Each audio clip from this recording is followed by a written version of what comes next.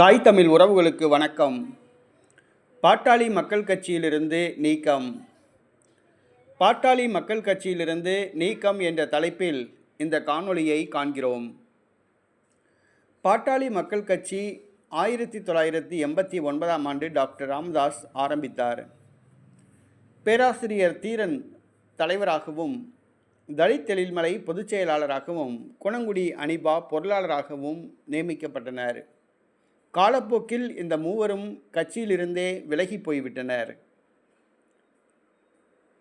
கட்சி ஆரம்பித்த பொழுது தன்னுடைய கால் சட்டசபைக்கோ பாராளுமன்றத்துக்கோ செல்லாது தன்னுடைய குடும்பத்தினர் அரசியலுக்கு வரமாட்டார்கள் என்று கூறினார்.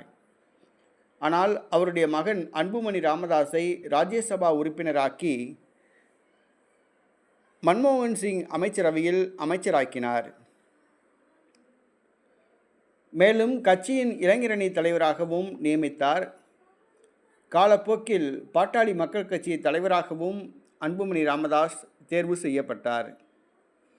இந்த சூழ்நிலையில் பாட்டாளி மக்கள் கட்சி இளைஞரணி தலைவராக ராமதாஸ் அவர்களுடைய மகள் வழி பேரன் முகுந்தன் நியமிக்கப்பட்டது அன்புமணி ராமதாஸுக்கு பிடிக்கவில்லை. இதனால் இருவருக்கும் கட்சிக்குள் பிரச்சனை ஏற்பட்டது. நடைபெற்று முடிந்த மாநாட்டில் இந்த பிரச்சனை விஸ்வரூபமாக வெடித்தது.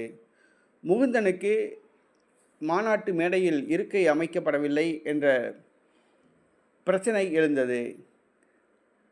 மேலும் மாநாட்டில் முகுந்தனுக்கு முக்கியத்துவம் கொடுக்கப்படவில்லை என்று கூறப்பட்டது. இதனை விசாரிப்பதற்காக டாக்டர் ராமதாஸ் தைலாபுரத்தில் ஒரு அவசர கூட்டத்தை ஏற்பாடு செய்தார். 110 மாவட்ட செயலாளர்களில் வெறும் 10 மாவட்ட செயலாளர்கள் தான் கலந்து கொண்டார்கள்.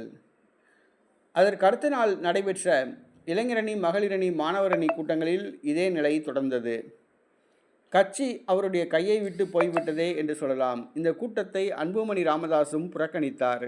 இந்த சூழ்நிலையில் அவர் ஏற்கனவே சமீபத்தில் அன்புமணி ராமதாஸ் தலைவர் கிடையாது, அன்புமணி கௌரவ தலைவர் என்றும் செயல் தலைவர் என்றும் தான் கட்சிக்கு தலைவர் என்றும் அறிவித்தார்.